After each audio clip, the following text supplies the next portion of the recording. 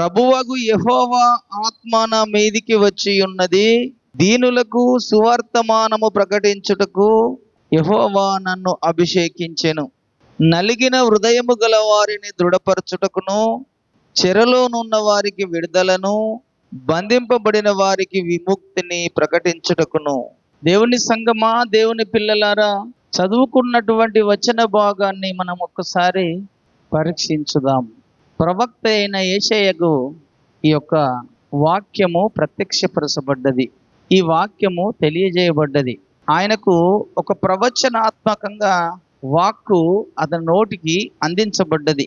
ప్రవక్త అయిన యేషయ గారికి దేవుడు ఒక అద్భుతమైనటువంటి ప్రవచన వాక్కును అందించాడు. మనం చదువుకున్న వాక్య భాగము ఇది ప్రవచనమైనటువంటి వాక్యము. ఎవరిని గురించి ఈ ప్రవచనము చెప్తున్నాడు యేషయ్య అంటే, మన రక్షకుడైన యేసయ్యను గురించి ఈ ప్రవచన వాక్కును ముందుగానే తెలియజేయబడ్డది. యేసు ప్రభు భూమి మీదకి రాకమునుపు 700 సంవత్సరాల క్రితం ఇప్పుడు ఈ ప్రవక్త అయిన యేషయ్య ఈ భూమి మీద ప్రవక్తగా ఉన్నాడు. ఈ ప్రవక్తకు చాలా విషయాలు యేసు ప్రభు పుట్టుకను గురించి ముందుగానే చాలా విషయాలు తెలియజేయబడ్డాయి. ఆయన పుట్టుకను గురించి తెలియజేయబడ్డాయి, ఆయన మరణము నుంచి తెలియజేయబడ్డాయి, ఆయన ఏ విధంగా చనిపోతాడో కూడా తెలియజేయబడ్డాయి. యేసు ప్రభు ఇంకది వరకు భూమి మీదకి రాలేదు. రాకమునుపు 700 సంవత్సరములకు ముందు ఈ ప్రవక్త అయిన యేషయ్య ఉన్నాడు. ఈ యేషయ్యకు ఈ ప్రవచనము వచ్చిన తర్వాత 700 సంవత్సరాలకు ఈ ప్రవచనం నెరవేర్చబడ్డది. దేవునికి స్తోత్రం కలుగునుగాక. ఆ ప్రవచన వాక్యం చెప్తున్నాడు, ప్రభువగు యెహోవా ఆత్మ నా మీదికి వచ్చి ఉన్నది. ఎందుకు వచ్చిందయ్యా ఈయన మీదికి ఆత్మ? దేని కొరకు వచ్చింది ఈయన మీదికి ఆత్మ అంటే, దీనులకు సువర్తమానము ప్రకటించుటకు అన్నాడు. మొదటిగా సువార్త అనేది వ్యాప్తి చెందాలి. దీనులకు సువార్త అనేది ప్రకటించాలి. అభిషేకము పొందిన తరువాత అభిషేకించబడిన వ్యక్తి అట్టిగా ఊరుకోడు, ఖాళీగా ఉండడు. దేవుడు ఎవరినైతే అభిషేకించుకుంటాడో, దేవుడైతే తన పని కొరకు ఎన్నుకుంటాడో, అభిషేకించిన వ్యక్తి, ఎన్నుకున్న వ్యక్తి ఖాళీగా ఉండడండి. ఏదో ఒక దేవుని పని చేయాలి అని ఆశ తన మనసులో పుడుతుంది. ఏదో ఒక దేవుని యొక్క కార్యం నేను చేయాలి అని ఒక తలంపు తన మనసులో కలుగుతుంది. ఎందుకంటే అతడు పొందుకున్నది దేవుని ఆత్మ తన మీద ఉన్నది కనుక ఆ ఆత్మ మన ఆత్మను మండింపజేస్తుంది, మన ఆత్మను వెలిగింపజేస్తుంది. ఏం వెలిగింపజేస్తుంది అని అంటే, దేవుని పని చేయాలి, నేను దేవుని కార్యాలు చేయాలి, నేను దేవుని నామాన్ని భూమి మీద ఘనపరచాలి, నేను దేవుని నామాన్ని భూమి మీద మహిమపరచాలి అన్నటువంటి గొప్ప ఆశ తనలో ఉంటుంది. గొప్ప ఒక మంట తన ఆత్మలో మండుతుంది. నేను ప్రతి ఒక్కరికి, ఎంతో మందికి నేను సువార్త చెప్పకుండా ఉండలేను. నా దేవుని గురించి నేను కొంతమందికైనా ప్రచారం చేస్తాను, కొంతమందికైనా చెబుతాను, నా దేవుని గురించి, నా దేవుని రక్షణ గురించి చెబుతాను, సువార్త ప్రకటిస్తాను అన్నటువంటి ఒక మంట దేవుని ఆత్మ అభిషేకించిన వారిలో ఉంటుంది. మొదటిగా. రెండవది చూడండి, నలిగిన హృదయము గల వారిని దృఢపరచుటకును, చెరలోనున్న వారికి విడుదలను, బంధింపబడిన వారికి విముక్తిని ప్రకటించుటకును అన్నాడు. చెరలో ఉన్న వారికి కూడా సువార్త చేయడం ఒకటే కాదు, ఒక సువార్త చేసి ఆగిపోయేది కాదు. దేవుని ఆత్మచేత అభిషేకించబడ్డ వ్యక్తి చెరలో ఉన్న వారికి విడుదల కలిగించడం కొరకు ప్రయాసపడతాడు. చెర అంటే ఏ చెర? ఉదాహరణకు చెర అనగానే రకరకాల చెర ఉన్నాయి కదండి. పాప బంధకముల చెర, పాపంతో మనము పట్టబడి అపవాది బంధకాల్లో మనం చెరగా ఉన్నామట. అపవాది చేతిలో మనము బందీలుగా ఉన్నాము, అపవాది చేతిలో మనం పట్టబడి ఉన్నాం, పాపముల చేత పట్టబడి ఉన్నాం. అందరం కూడా, భూమి మీద ఉన్న ప్రతి మనుషుడు కూడా పాపం అనే కాడి కింద వాడు బంధింపబడి ఉన్నాడు. అపవాది వారందరినీ పాపములో పట్టి బంధించాడు కనుక అపవాది చేతిలో ఉన్నటువంటి వారిని విడిపించాలి. అంధకార రాజ్యంలో నుంచి వారిని వెలుగు రాజ్యంలోకి తీసుకొని రావాలి. ఆ పని చేయడానికి ఆ దేవుడు ఆత్మ చేత అభిషేకించబడ్డ వ్యక్తులు ఖాళీగా ఉండకుండా సాతాను బంధకాల చేత పీడించబడిన వారికి విడుదల కలుగజేసే పని చేసి ఉంటారు. తర్వాత ఎన్నో రకరకాల రోగములు కలిగిన వారిని కూడా బాగు చేస్తారు. రోగములు కలిగిన వారిని కూడా బాగు చేస్తారు. దయ్యములు పట్టిన వారిని సైతం విడిపిస్తారు. దయ్యముల చేత బంధించబడి పట్టబడిన వారిని సైతము విడిపిస్తారు. దేవుని ఆత్మ చేత అభిషేకించబడిన వారు. ఎందుకంటే మన యేసు ప్రభుకు అదే చెప్తాడు కదా. మన యేసు ప్రభు కూడా అలాగనే అభిషేకించబడ్డాడు. ఇది యేసు ప్రభు గురించి చెప్పిన ప్రవచనమే. ఇప్పుడు లూకా సువార్త 4వ అధ్యాయంలోకి రండి. 18వ వచనం చదువుతున్నాను. ప్రభువు ఆత్మ నా మీద ఉన్నది, బీదలకు సువార్త ప్రకటించుటకై ఆయన నన్ను అభిషేకించెను, చెరలో ఉన్న వారికి విడుదలను, గ్రుడ్డి వారికి చూపును ప్రకటించుటకును, నలిగిన వారిని విడిపించుటకును, ప్రభువు హితవత్సరములు ప్రకటించుటకును ఆయన నన్ను పంపి ఉన్నాడని వ్రాయబడిన చోటు ఆయనకు దొరికెను. దేవునికి స్తోత్రం కలుగునుగాక. ఏ ప్రవక్త ద్వారా చెప్పబడిన ప్రవచనం చెప్పబడ్డదో ఆ ప్రవచన వాక్కు ఒక రోజు యేసు ప్రభు ఆ యెరూషలేములోకి వెళ్ళి దేవుని మందిరములోకి వెళ్ళి బోధ చేసే సమయానికి అక్కడ ఉన్నటువంటి యాజకులు తీసుకొచ్చి అతనికి ఒక గ్రంథాన్ని ఇచ్చారు. ఆ గ్రంథాన్ని తీసి విప్పేటప్పుడు ఆయనకు ఈ వచనము దొరికిందట. ఆయన ఈ వచన భాగాన్ని అక్కడ చదివి చెబుతున్నటువంటి మాట, ఆయన గ్రంథము చుట్టి పరిచారకులకు ఇచ్చి కూర్చుండెను. సమాజ మందిరంలో ఉన్న వారందరూ ఆయనను తేరి చూడగా ఆయన నేడు మీ వినికిడిలో ఈ లేఖనము నెరవేరినదని వారితో చెప్పసాగాను. దేవునికి స్తోత్రం కలుగునుగాక. నేడు మీ వినికిడిలో ఈ లేఖనము నెరవేర్చబడినది అంటున్నాడు. అంటే ఎవరి గురించి అయితే యేషయ ప్రవక్త ప్రవచించిండో ఆ ప్రవచనము నెరవేర్చబడినది అని యేసు ప్రభే సాక్ష్యం ఇస్తున్నాడు.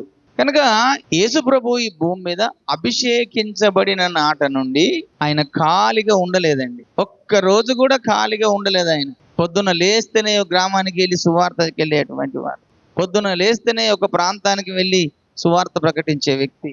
ఆయన ఎప్పుడు కూడా ఖాళీగా లేకుండా ఆ 33.5 సంవత్సరాల తన జీవిత కాలంలో 3.5 సంవత్సరాలు విరిగా సువార్తను ప్రకటించాడు. సువార్త ప్రకటించడం ఒక్కటే కాదు, ఇంకేమేం చేశాడు ఆయన. మత్తయి సువార్త 4వ అధ్యాయంలోకి రండి. 23వ వచనం చదువుదాం. యేసు వారి సమాజ మందిరములో బోధించుచు దేవుని రాజ్యమును గూర్చిన సువార్తను ప్రకటించుచు ప్రజలలోని ప్రతి వ్యాధిని రోగమును స్వస్థపరచుచు గలిలయనంతటా సంచరించెను. ఆయన కీర్తి సిరియా దేశమంతటా వ్యాపించెను. నానా విధములైన రోగముల చేతను వేదనల చేతను పీడింపబడిన వ్యాధిగ్రస్తులందరినీ, దయ్యము పట్టిన వారిని, చాంద్ర రోగులను, పక్షవాయువు గల వారిని వారు ఆయన యొద్దకు తీసుకొని రాగా ఆయన వారిని స్వస్థపరిచెను. దేవునికి స్తోత్రం కలుగునుగాక. సువార్త ప్రకటించడం ఒకటే కాదు ఆయన చేసింది. ఆయన చేసిన పనిలో అనేక రోగులను స్వస్థపరిచాడు, అనేక దయ్యములను వెళ్ళగొట్టాడు, వ్యాధిగ్రస్తులందరినీ బాగు చేశాడు, అపవాది చేత బంధింపబడిన వారిని, పీడింపబడిన వారిని విడిపించాడట. అపవాది కొంతమందిని బంధించేస్తున్నాడు, అపవాది బంధకాలన్నిటినీ విడిపించాడు, తెంచేశాడు. సాతాను కట్టిన కట్లన్నీ తెంచేశాడు. దయ్యములు పట్టిన వారందరినీ విడిపించాడు, రోగులను స్వస్థపరిచాడు, సువార్త ప్రకటించాడు. దేవుని రాజ్యమును గురించి మనుషులు దేవుని రాజ్యమునకు వెళ్ళేటువంటి విషయాలు ప్రజలకు బోధించి చెప్పాడు. ఏ విధంగానైతే ఈ భూమి మీద నుంచి మనుషుడు దేవుని రాజ్యానికి వెళ్తాడో ఆ వెళ్ళవలసిన క్రమాన్ని యేసు ప్రభు భూమి మీద ప్రజలకు బోధించాడు. ఈ రోజు దేవుని రాజ్యానికి వెళ్ళాలి అని ప్రతి ఒక్కరూ తన సొంత నిర్ణయాలు తీసుకుంటారు, సొంత ఆలోచన కలిగి ఉంటారు, నీతి కార్యాలు చేస్తారు, దాన ధర్మాలు చేస్తారు. నువ్వెన్ని దాన ధర్మాలు చేసినా, నువ్వెన్ని నీతి కార్యాలు చేసినా మన నీతి కార్యాలు ఆట దేవుని దృష్టికి మురికి గుడ్డల వలె ఉన్నాయి అంటాడు. నీతి కార్యాలు మన సొంత నిర్ణయాలు తీసుకొని సొంత ఆలోచనలు చేస్తే ఎవరు కూడా దేవుని రాజ్యానికి వెళ్ళరు. ఎందుకంటే దేవుని రాజ్యం ఎలాగుంటుందో ఎవరికి తెలియదు, కానీ దేవుని రాజ్యంలో నుంచి వచ్చిన వ్యక్తికి తెలుసు దేవుని రాజ్యం ఎలాగుంటుంది అనేది. ఆ దేవుని రాజ్యంలో నుంచి దేవుని దగ్గర నుంచి ఈ లోకానికి వచ్చిన వ్యక్తి ఎవరయ్యానంటే యేసయ్య ఒక్కడే. ఆయనకే తెలుసు గనక ఆయనే దేవుని రాజ్యంను గురించి ప్రకటించడం మొదలు పెట్టాడు, దేవుని సువార్తను చెప్పడము మొదలు పెట్టాడు. మొదటిగా దేవుని రాజ్యానికి వెళ్ళాలి అని అనుకున్న ప్రతి వ్యక్తిలో జరగవలసిన మొట్టమొదటి క్రియ ఏంటిదంటే మానవుని పాపమునకు క్షమాపణ కలగాలి. దేవునికి స్తోత్రం కలుగు. మానవుని పాపమునకు క్షమాపణ కలగకపోతే దేవుని రాజ్యానికి వెళ్ళడు. ఎందుకంటే దేవుని రాజ్యము పరిశుద్ధమైన రాజ్యం. దేవుడు పరిశుద్ధుడు గనుక ఆయన రాజ్యము పరిశుద్ధమైనది. అక్కడ ఈ పాపానికి, చెడుకు చోటు లేదు, అన్యాయానికి చోటు లేదు, అక్రమాలకు చోటు లేదు, పాపమునకు అసలే చోటు లేదు అక్కడ. అది పరిశుద్ధమైన లోకము, దేవుడు నివసించే లోకము. యుగ యుగాలు దేవుడు ఆ రాజ్యంలో ఉండేటువంటి లోకము. దేవుడు పరిశుద్ధుడై ఉన్నాడు గనుకనే మానవులైన మనల్ని కూడా పరిశుద్ధులుగా ఉండుమని చెబుతున్నాడు. మొదటి పేతురు పత్రిక 1వ అధ్యాయం 14వ వచనంలో, మొదటి పేతురు పత్రిక 1వ అధ్యాయము 14వ వచనంలో ఏం చెప్తున్నాడు చూద్దాం. నేను పరిశుద్ధుడనై ఉన్నాను గనుక మీరును పరిశుద్ధులై ఉండుడని వ్రాయబడి ఉన్నది. కాగా మీరు విధేయులకు పిల్లలై మీ పూర్వపు అజ్ఞాన దశలో మీకుండిన ఆశలను అనుసరించి ప్రవర్తింపక, మిమ్మును పిలిచిన వాడు పరిశుద్ధుడై ఉన్న ప్రకారము మీరును సమస్త ప్రవర్తనల యందు పరిశుద్ధులయ్యుండుడి. పక్షపాతము లేకుండా క్రియలను బట్టి ప్రతి వానిని తీర్పు తీర్చువాడు తండ్రి అని మీరు ఆయనను ప్రార్థన చేయుచున్నారు గనక మీరు పరదేశులై ఉన్నంత కాలము భయముతో గడుపుడి. పితృపారంపర్యమైన మీ వ్యర్థ ప్రవర్తనను విడిచిపెట్టునట్లుగా వెండి బంగారముల వంటి క్షయ వస్తువుల చేత మీరు విమోచించబడలేదు గాని అమూల్యమైన రక్తము చేత, అనగా నిర్దోషమును నిష్కలంకమునకు గొర్రెపిల్ల వంటి క్రీస్తు రక్తము చేత విమోచించబడతారని మీరు ఎరుగుదురు కదా. దేవునికి స్తోత్రం కలుగునుగా. చూశారండి, అమూల్యమైన రక్తము చేత, నిర్దోషమైన రక్తము చేత ఆయన మనల్ని రక్తం ఇచ్చి ఆ రక్తంలో మన పాపాలన్నీ కడిగాడు, మన దోషాలన్నీ కడిగాడు. పితృపారంపర్య ఆచారముల వల్ల కాదు మనం దేవుని రాజ్యానికి వెళ్ళేది. మన పూర్వీకులు తెలిసి తెలియక అజ్ఞాన సారంగాల నాడు ఎన్నో పారంపర్యాచారాలు చేశారు. దేవుని రాజ్యానికి వెళ్ళాలంటే దాన ధర్మాలు చేయండి, పుణ్యకార్యాలు చేయండి, నదిలో స్నానం చేయండి. ఓకే, అలనాడు ఆ నదిలో స్నానమే ఇప్పుడు బాప్తిసం. నదిలో స్నానం చేసింది వారు ఓకే, కానీ ఆ నదిలో స్నానం చేసినప్పుడు వారి పాపాలు ఒప్పుకోకుండా చేసింది. కానీ నదిలో స్నానం చేసడానికి మనం వెళ్ళినప్పుడు మొదటిగా మన పాపములు ఒప్పుకోవాలి. ఆ పాపాలు ఒప్పుకునే ముందు నా రక్షకుడైన యేసయ్యే నా పాపములకు ప్రాయశ్చిత్తం చేశాడు, నా పాపములన్నీ ఆయన మోశాడు, నా పాపముల కొరకు ఆయన బలియాగం అయ్యాడు కనుక ఆయన బలియాగం అయ్యాడు కనుకనే ఆయన యొక్క మరణములోనికి నేను వెళ్ళుతున్నాను అని అనుకొని బాప్తిసం తీసుకోవాలి.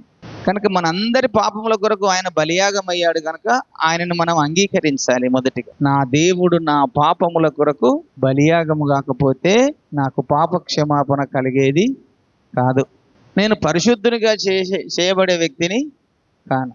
కనుక మనము ప్రతి మానవుని పాపములు క్షమించే అధికారం ఒక యేసయ్యకే ఉన్నదట భూమి మీద, ఎవరికి లేదు. ఇంకా పాపములు క్షమించే అధికారము ఒక యేసయ్యకు తప్ప ఈ భూమి మీద ఎవ్వరికి లేదన్నాడు. యేసయ్య చెప్పాడు, నేను మీ పాపములను క్షమించి ఉన్నాను అన్నాడు. దేవునికి స్తోత్రం కలుగును కదండి. ఆ సమరయ దగ్గరికి వెళ్ళినప్పుడు కానీ ఇంకా నీ పాపములను క్షమించాను, ఇంకా పాపం ఎప్పుడు చెయ్యకు అంటే పాపములు క్షమించే అధికారము ఈ భూమి మీద ఒక యేసయ్యకు మాత్రమే ఉన్నది. ఆయనని అంగీకరించి నా పాపముల కొరకు ఆయన ఈ లోకానికి వచ్చాడు, నా పాపముల కొరకు ఆయన సిలువలో చనిపోయాడు, నా పాపముల కొరకు ఆయన సమాధి చేయబడ్డాడు, నా పాపములను ఆయన మీద మోయబడి తిరిగి 3వ దినమున ఆయన లేచాడు. దేవునికి స్తోత్రం కలుగును. ఆయన సిలువలో ఏ రక్తం అయితే కార్చాడో ఆ రక్తం పేరే అమూల్యమైన రక్తము, నిర్దోషమైన రక్తము, నిష్కలంకమైన రక్తము. ఆ రక్తములో మనం కడుక్కున్నాము కనుక మనం పరిశుద్ధులమయ్యాం. దేవునికి స్తోత్రం కలుగును. ఆ క్రీస్తు రక్తములో మనం కడుక్కున్నాము కనుక మనం పరిశుద్ధులమయ్యాము. క్రీస్తు యేసులోనికి బాప్తిసం పొందాము కనుక మనం పరిశుద్ధులమయ్యాము. ఈ 2 రకాల కారణాలను బట్టి మనల్ని పరిశుద్ధులుగా చేయడానికే యేసయ్య ఈ లోకానికి వచ్చాడు. ఆయన చెప్పిన వరుసలో మనం వెళితే పరలోక రాజ్యానికి వెళ్తాం. కనుక యేసు ప్రభు ఈ మాట మనం ఒకసారి యోహాను గారితో మనం యోహాను సువార్త 3:5లో ఒకడు నీటి మూలముగాను ఆత్మ మూలముగాను జన్మించితేనే గాని దేవుని రాజ్యంలో ప్రవేశింపలేడని మీతో నిశ్చయముగా చెప్పుచున్నాను అన్నాడు నికోదేముతో. కదండి, యోహాను సువార్త 3వ అధ్యాయం 5వ వచనంలో యేసు ఇట్లనెను, ఒకడు నీటి మూలముగాను ఆత్మ మూలముగాను జన్మించితేనే గాని దేవుని రాజ్యంలో ప్రవేశింపలేడని మీతో నిశ్చయముగా చెప్పుచున్నాను. శరీర మూలముగా జన్మించినది శరీరమును, ఆత్మ మూలంగా జన్మించినది ఆత్మయునయ్యున్నదు. మీరు కొత్తగా జన్మింపవలనని నేను మీతో చెప్పినందుకు ఆశ్చర్యపడవద్దు అన్నాడు. మళ్ళీ ఇంకా అంటే దేవుని రాజ్యానికి వెళ్ళాలంటే ప్రతి మానవుని జీవితంలో ఈ 2 కార్యాలు జరగాలి. ఒకటి, యేసయ్య నామమును బాప్తిసం పొంది నీ పాపములకు క్షమాపణ కలిగించుకోవాలి. రెండవది, ఆయన రక్తములో కడుక్కొని నీ పాపములు కడుక్కుంటే నువ్వు పరిశుద్ధుడవైతావు. అప్పుడు దేవుని రాజ్యమునకు వెళ్ళే దారి నీకు దొరుకుతుంది, ఆ మార్గము నీకు దొరికింది. కనుక యేసుప్రభు మరొక మాట, నేనే సత్యము, నేనే మార్గము, నేనే జీవము, నా ద్వారానే తప్ప ఎవడును తండ్రి యొద్దకు రాడు అన్నాడు. మళ్ళీ అంటే పరలోకానికి వెళ్ళాలి, తండ్రి దగ్గరికి వెళ్ళాలంటే యేసయ్య ఒక్కడే మార్గం అన్నాడు. ఇంకా నేను తప్ప వేరే మార్గం లేదండి మీకు, నేనే మీకు మార్గాన్ని సిద్ధపరుస్తున్నాను, పరలోక రాజ్యానికి మార్గాన్ని సిద్ధపరుస్తున్నాను. కనుక నేను ఎక్కడి నుంచి, పరలోకంలో నుంచి వచ్చాను భూమి మీదకి, నేను పరలోకానికి వెళ్ళిపోతున్నాను. మీరు కూడా నా వలనే పరలోకంలోకి రావాలనుకుంటే నేను మీకు చెప్పినటువంటి ఆజ్ఞలను అనుసరించి నడుచుకొనండి, నా కట్టడాలను అనుసరించి నడుచుకోనండి, నేను మీకు మార్గము సిద్ధపరిచేను. నేనే మార్గము, నేనే సత్యము, నేనే జీవము. 3 మాటలు చెప్పాడు యేసయ్య. యోహాను సువార్త 14వ అధ్యాయం 6వ వచనం ఆ మాట, యేసు నేనే మార్గమును సత్యమును జీవమును, నా ద్వారానే తప్ప ఎవడును తండ్రి యొద్దకు రాడు. మీరు నన్ను ఎరిగి ఉంటే నా తండ్రిని ఎరిగి ఉందురు, ఇప్పటి నుండి మీరు ఆయనను ఎరుగుదురు, ఆయనను చూచి ఉన్నారని చెప్పాను. దేవునికి స్తోత్రం కలుగునుగా. కనుక దేవుని ఆత్మ ఎవరి మీదనైతే ఉంటుందో, దేవుని ఆత్మ చేత ఎవరైతే అభిషేకించబడతారో ప్రజలకు ఈ విధంగా సువార్త చెప్పడం మొదలు పెడతారు. ఆ సువార్త చెప్పి మనుషులని పరలోక రాజ్యము కొరకు సిద్ధపాటు చేస్తారు, మొదటిది. రెండవది, అనేక రోగులను స్వస్థపరుస్తారు. యేసయ్య కూడా అభిషేకించబడ్డాడు. ఈ భూమి మీద దేవుని ఆత్మ తన మీద, యేసయ్య ఈ భూమి మీదకి వచ్చినప్పుడు ఆయన శరీరధారిగా వచ్చాడు, యోర్దాను నదిలో బాప్తిసం పొందాడు. బాప్తిసం పొందినప్పుడు పరిశుద్ధాత్మ దేవుడు తన మీదకి పావురం వలె వచ్చి నిలిచాడు. అప్పుడు పరలోకం ఒక స్వరం వినబడుతుంది, ఈయనే నా ప్రియ కుమారుడు, ఈయన యందు నేను ఆనందించుచున్నాను అన్నాడు. మత్తయి సువార్త 3వ అధ్యాయం 16వ వచనములో, యేసు బాప్తిసం పొందిన వెంటనే నీళ్లలో నుండి ఒడ్డునకు వచ్చెను, ఇదిగో ఆకాశము తెరవబడెను, దేవుని ఆత్మ పావురం వల్ల దిగి అతని మీదికి వచ్చుట చూసెను, మరియు ఇదిగో ఈయనే నా ప్రియ కుమారుడు, ఈయన యందు నేను ఆనందించుచుంటినని యొక్క శబ్దము ఆకాశము నుండి వచ్చెను. దేవునికి స్తోత్రం కలుగును. దేవుని ఆత్మ తన మీదికి పావురం వలె వచ్చిందట. పరిశుద్ధాత్మ దేవుడు ఒక పావుర రూప ఆకారాన్ని ధరించుకొని వచ్చి యేసయ్య మీద రాలాడు. ఎప్పుడైతే ఆత్మచేత నింపబడ్డాడో, ఆత్మచేత నడిపించబడుతున్నాడు, ఆత్మచేత నడిపించబడుతూ దేవుని రాజ్య సువార్త ప్రకటిస్తూ దేవుని రాజ్యం నుంచి ప్రజలకు బోధిస్తూ అనేక రోగులను స్వస్థపరిచాడు, దయ్యములను వెళ్ళగొట్టాడు కదండి. ఇప్పుడు రండి మళ్ళీ అపోస్తుల కార్యం 10వ అధ్యాయము 38వ వచనంలో కూడా దానికి లింకు వచనం ఇక్కడ పేతురు గారు చెబుతున్నాడు. యోహాను బాప్తిసము ప్రకటించిన తర్వాత గలిలయ మొదలుకొని యూదయ యందంతట ప్రసిద్ధమైన సంగతి మీకు తెలియను, అదేదనగా దేవుడు నజరేయుడైన యేసును పరిశుద్ధాత్మతోనూ శక్తితోనూ అభిషేకించననున్నది. దేవుడు ఆయనకు తోడయ్యుండెను గనుక ఆయన మేలు చేయిచు అపవాది చేత పీడింపబడిన వారందరిని స్వస్థపరుచు సంచరించుచుండెను. ఆయన యూదుల దేశమంతను యెరూషలేమందును చేసిన వాటికన్నిటికీ మేము సాక్షులము, ఆయనను వారు మ్రాను మీద వేలాడదీసి చంపిరి అన్నాడు. మరి మేము సాక్షులము, ఆయన మాతో ఉన్నాడు, మేము ఆయనతో నడిచాము, మేము ఆయనతో జీవించాము, ఆయన ఎన్నో రకాల అద్భుత కార్యాలు చేశాడు, మా కళ్ళారా చేశాడు, మేము చూశాము. అనేక రోగులను బాగు చేశాడు, గుడ్డి వారికి కళ్ళు ఇచ్చాడు, కుంటి వారికి కాళ్ళు ఇచ్చాడు, మూగ వారికి మాటలు ఇచ్చాడు, చచ్చిపోయిన వారిని సైతము లేపాడు. ఎంతో మంది దయ్యాలు పట్టిన వారిని ఆయన ముందుకు తీసుకొస్తే వాటన్నిటి నుంచి ప్రజలను విడిపించాడు, వాటన్నిటి నుంచి ప్రజలని బాగు చేశాడు. మేమే సాక్షులమని పేతురు గారు యేసు ప్రభు చేసిన కార్యాలను అక్కడ కొర్నేలు ఇంటికాడ ప్రజలకు బోధిస్తున్నారు. దేవునికి స్తోత్రం కలుగునుగాక. దేవుని ఆత్మ నీ మీద ఉంటే, దేవుని అభిషేకము నీ మీద ఉంటే, నీ ద్వారా దేవుడు అలాంటి కార్యాలు ఇప్పుడు కూడా జరిగిస్తాడు. దేవుడు పక్షపాతి కాదు. అప్పుడు జరిగించాడు కదా, ఇప్పుడు జరుగుతలేవు అనుకుంటున్నామంటే లోపము మన దగ్గరనే ఉంది. దేవుని ఆత్మ మన మీద లేదు. ఇంకా దేవుని ఆత్మ నీ మీద ఉంటే, దేవుని అభిషేకము నీ మీద ఉంటే, నీ ద్వారా గొప్ప గొప్ప సూరకార్యాలు దేవుడు జరిగిస్తాడు. మన పూర్వమందు భక్తులను చూడండి, దేవుని ఆత్మాభిషేకము కలిగిన సేవకులు ఏ విధంగా పరిచర్య చేశారో. ఒకసారి మొట్టమొదటిసారిగా యెహోషువను జ్ఞాపకం చేసుకుందాం. మోషే ఎప్పుడైతే యెహోషువ మీద చేతులు ఉంచాడు, మోషే దేవుడి మాట తృణీకరించి దేవుడు చెప్పిన పని చేయకుండా తన సొంతమైన పని చేశాడు. ఒక పని ఏంటిది? అది హోరేబు కొండ దగ్గరికి పోయి మోషే ఆ బండతో మాట్లాడు అన్నాడు. ఈయనేం చేశాడు? పోయి కర్రతో ఆ బండను కొట్టాడు. దేవుడు చెప్పిన మాట ఏంది? మాట్లాడుమని. మోషే చెప్పిన మాట ఏంది? మోషే చేసిన పని ఏంటిది? ఆ కర్రతో కొట్టాడు. అప్పుడు నీవు నా పరిశుద్ధతను మనుషుల ఎదుట నువ్వు తప్పుగా చేశావు, నేను చెప్పిన పని చేయకుండా నీ ఇష్టమట్టు చేశావు మోషే, కనుక నీవు కనాను దేశానికి వెళ్ళవు. నువ్వెక్కడ చచ్చిపోతావు? నెబో కొండ మీద, నెబో పర్వతం మీద నువ్వు చచ్చిపోతావని ఆ మోషేకు అహరోనుకి ఇద్దరికి చెప్పాడు. అంతేకాదు ఇంకొక మాట చెప్పాడు. మోషే ఇంకొక పని చేశాడు. ఆ పని కర్రతో కొట్టడం ఒకటే కాదు, కానీ ఇశ్రాయేలు ప్రజలను ద్రోహులారా అని తిట్టాడు. నోరారా, చిన్న మాట, ద్రోహులారా అని తిట్టాడు. ఈ రెండు మాటలను బట్టి మోషే అహరోను ఆ కనాను దేశంలోకి వెళ్ళకుండా ఆ నెబో కొండ వరకు తీసుకెళ్ళిండు దేవుడు. ఆ నెబో కొండ మీదనేమో ఆయన అహరోను చంపేసింది, చచ్చిపోయింది అక్కడ.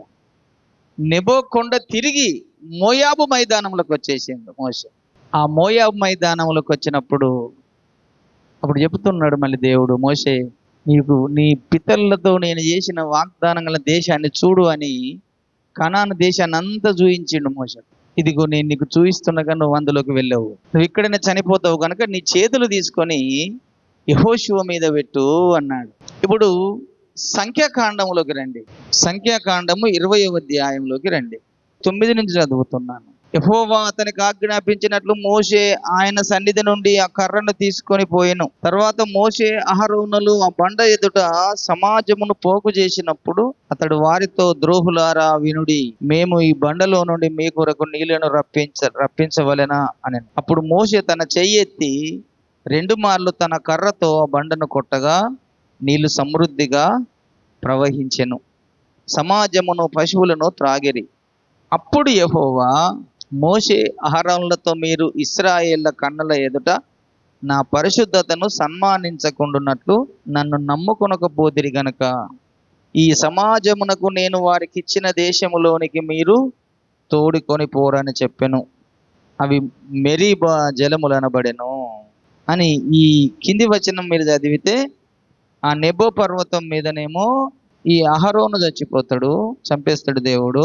ఆ తర్వాత ఆ ఓరుకొండ, కాదేశులో నుండి సాగిపోయి ఓరుకొండకు వచ్చి నెబో కొండ మీద అహరోను చనిపోతాడు. ఆ కింద దిగితే వచ్చేది మోయాబు మైదానం.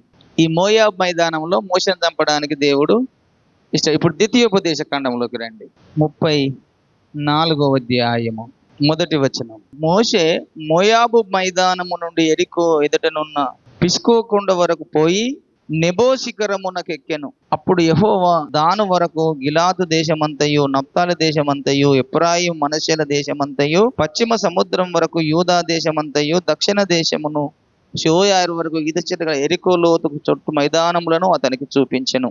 మరియు యెహోవా అతనితో ఇట్లనెను, నీ సంతానమునకిచ్చెదనని అబ్రహాము, ఇస్సాకు, యాకోబులకు నేను ప్రమాణం చేసిన దేశం ఇదే. కన్నులారా నిన్ను దాన్ని చూడనిచ్చెదను గాని నీవు నది దాటి అక్కడికి వెళ్ళకూడదు. యెహోవా సేవకుడైన మోషే యెహోవా మాట చొప్పున మోయాబు దేశములో మృతి పొందెను అన్నాడు. అక్కడ మోషేని చంపేశాడు. చంపేయక ముందు ఏం చేసిండు? ఆయన చేతులు తీసి నూను కుమారుని మీద పెట్టమని మళ్ళీ దేవుడు చెప్పాడు. ఇలా 9వ వచనం, మోషే తన చేతులను నూను కుమారుడైన యెహోషువ మీద ఉంచి ఉండెను గనక అతడు జ్ఞానాత్మ పూర్ణుడాయెను. దేవునికి స్తోత్రం. అంటే మోషే చేతులు యెహోషువ మీద పెట్టబడ్డాయి గనక మోషేలో ఉన్న అభిషేకము, మోషేలో ఉన్న జ్ఞానం అంతా ఈ యెహోషువకు వచ్చేసింది.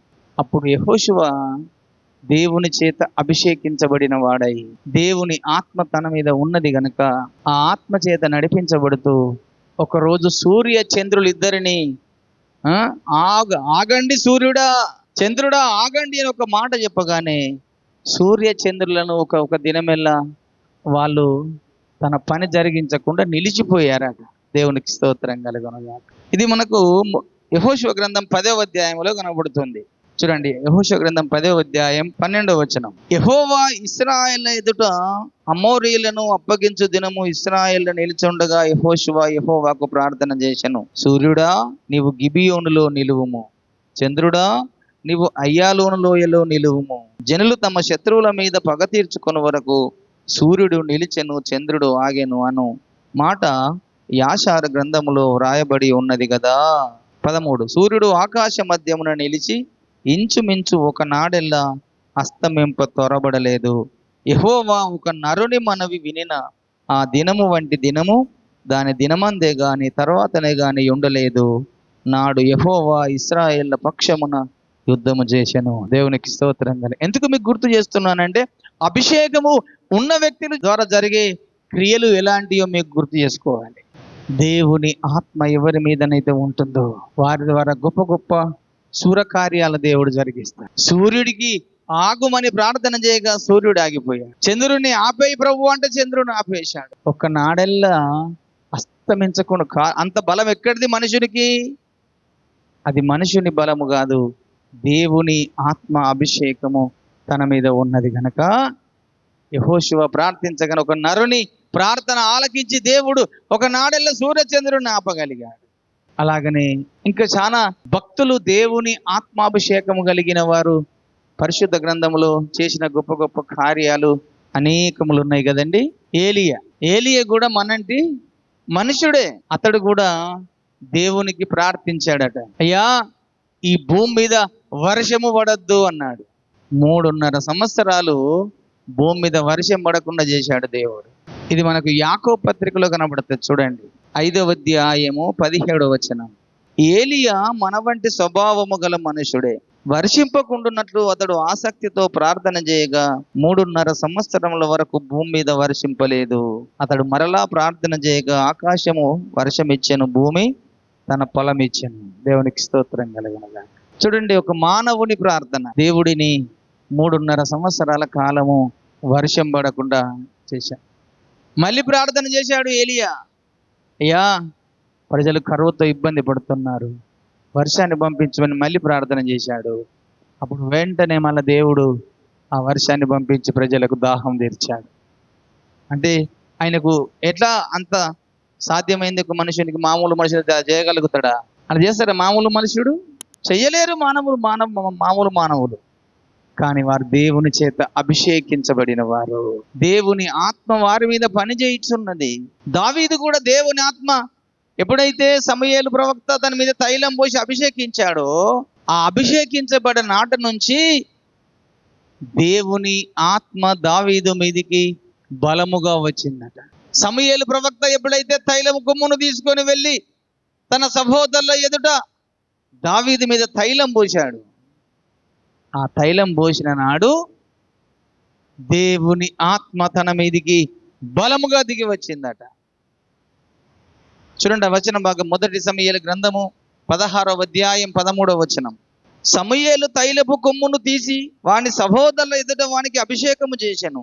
నాట నుండి యెహోవా ఆత్మ దావీదు మీదకి బలముగా వచ్చెను. తర్వాత సమూయేలు లేచి రామాకు వెళ్ళిపోయాను. ఎప్పుడైతే దావీదు మీదకి దేవుని ఆత్మ బలముగా దిగి వచ్చిందో ఆయన సింహమును అవలీలగా చంపగలిగాడు, ఎలుగుబంటిని అవలీలగా చంపగలిగాడు, గొలియాతును అవలీలగా చంపగలిగాడు. అంటే దావీదు మీదకి దేవుని ఆత్మ దిగి వచ్చినప్పుడు గొప్ప శూర కార్యాలు జరిగాయి, అద్భుత కార్యాలు జరిగాయి.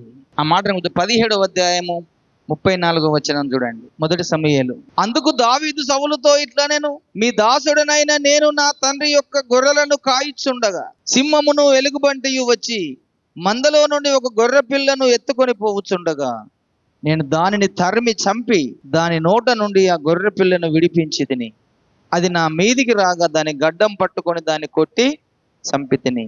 నీ దాసుడనైన నేను ఆ సింహమును ఎలుగుబంటిని చంపి తిని, జీవము గల దేవుని సైన్యమును తిరస్కరించిన ఈ సున్నతి లేని ఫిలిష్తీయుడు వాటిలో ఒకదాని వలె అగుననియు, సింహము యొక్క బలము నుండి ఎలుగుబంటి యొక్క బలము నుండి నన్ను రక్షించిన యెహోవా ఈ ఫిలిష్తీని చేతిలో నుండి కూడా నన్ను విడిపించుననియు చెప్పాను. అందుకు సౌలు, పొమ్ము, యెహోవా నీకు తోడుగా ఉన్నాడుగా కానీ దావీదుతో చెప్పాను. దేవునికి స్తోత్రం కలుగునుగాక. సింహము నోట నుంచి సింహాన్ని చంపేశాడు, ఎలుగుబంటిని చంపేశాడు, ఆ తర్వాత గొలియాతును కూడా చంపేశాడు. ఎక్కడిది అతనికి అంత బలము? దేవుని ఆత్మ తన మీద ఉన్నది. దేవుడు తన్ని అభిషేకించుకున్నాడు కనుక అభిషేకము పొందినటువంటి దేవుని సేవకుల ద్వారా గొప్ప గొప్ప కార్యాలు ఆ తరములో జరిగించుకున్నాడు. యేసు ప్రభు ద్వారా కూడా గొప్ప కార్యాలు జరిగించుకుంటూ వస్తున్నాడు. అపోస్తలుల ద్వారా గొప్ప కార్యాలు జరిగించాడు. ఈ తరములో ఎవరి మీదనైతే దేవుని ఆత్మ ఉంటుందో వారి ద్వారా కూడా దేవుడు జరిగిస్తాడు. దేవునికి స్తోత్రం కలుగునుగాక. ఏ కాలమందగనా కానీ దేవుని ఆత్మ నీ మీద ఉంటే, దేవుని అభిషేకము నీ మీద ఉంటే, అప్పుడైనా ఇప్పుడైనా ఎప్పుడైనా నీ ద్వారా కూడా గొప్ప గొప్ప కార్యాలు దేవుడు జరిగించుకుంటాడు. నువ్వు ప్రార్థన చేస్తే రోగాలు పోతాయి, నువ్వు ప్రార్థన చేస్తే దయ్యాలు వెళ్ళిపోతాయి, నువ్వు సువార్త ప్రకటిస్తావు, సువార్త ప్రకటన ఉండలేవు, చెరలో ఉన్న వారికి విడుదల కలిగిస్తావు, దేవునికి పని గొప్పగా జరిగిస్తావు దేవుని ఆత్మ నీ మీద ఉంటే. దేవుని ఆత్మ నీ మీద లేకపోతే నువ్వే పని చెయ్యవు. ఎందుకంటే దేవుని ఆత్మ అలా మండిస్తుంది మనల్ని, దేవుని ఆత్మ మనల్ని రేకెప్పిస్తుంది. అయ్యో నేను నా దేవుని పని చెయ్యాలి అని ఒక రోషం మనలో పుడుతుంది. ఆ ఆత్మాభిషేకము అలాంటి దానికి ఉన్న ప్రత్యేకత, దేవుని ఆత్మకున్న ప్రత్యేకత అలాంటి రోషము కానీ రోషం పుట్టిస్తుంది నీలో. కనుకని బాప్తిసం ఇచ్చి యోహాను రోషము కలిగి మండింపజేశాడు. ఆయన మండాడు, ఇతరులను మండింపజేస్తూ వచ్చాడు. అంత్య దినాల్లో, చివరి దినాల్లో దేవుని పిల్లలమైన మనమందరి మీదకి కూడా దేవుని ఆత్మ రావాలి, దేవుని ఆత్మతో అభిషేకించబడాలి, దేవుని ఆత్మతో నింపబడాలి, దేవుని శక్తి చేత నింపబడాలి. అలనాడు యేసు ప్రభు కానీ, అపోస్తలు కానీ, ప్రవక్తలు కానీ ఎలాంటి శూరకార్యాలు చేశారో మన ద్వారా కూడా అలాంటి శూరకార్యాలు చేసేవారిగా మనం సిద్ధపడగలిగి ఉండాలి. దేవునికి స్తోత్రం కలుగునుగాక. దాని కొరకే మనం భక్తి జీవితాన్ని ముందు కొనసాగించుకుందాం. ఒక మాట, నువ్వు దేవుని ఆత్మ నీ మీద ఉన్నది. దేవుని ఆత్మ చేత నింపబడ్డావా? అభిషేకించబడ్డావా? ఒకవేళ అభిషేకించబడకపోతే, ఒకవేళ నింపబడకపోతే ఈ రోజు అన్న అడుగుదాం, ప్రభువా నీ ఆత్మ నా మీదకి పంపించు. అలనాడు ప్రవక్తల మీదకి పంపించావు, అపోస్తల మీదకి పంపించావు, నీవు కూడా ఆత్మ పొందుకొని ఉన్నావు, అభిషేకం పొందుకొని ఉన్నావు. మాకు కూడా అభిషేకం కావాలయ్యా, మాకు కూడా నీ ఆత్మ కావాలయ్యా. మేము కూడా సువార్తను ప్రకటిస్తాం, మేము కూడా బంధింపబడిన వారికి విడుదల కలుగజేస్తాం, మేము కూడా అనేకుల రోగులను స్వస్థపరుస్తాం. మా ద్వారా నీ రాజ్యం కట్టబడాలి, మా ద్వారా నీ నామం గొప్ప చేయబడాలి, మా ద్వారా సాతాను రాజ్యము కూలిపోవాలంటే మాకు నీ అభిషేకం కావాలయ్యా, నీ శక్తి కావాలయ్యా అని అడుగుతూ ముందుకు సాగుదాం. కొద్ది మాటలు దేవుడు దీవించునుగా.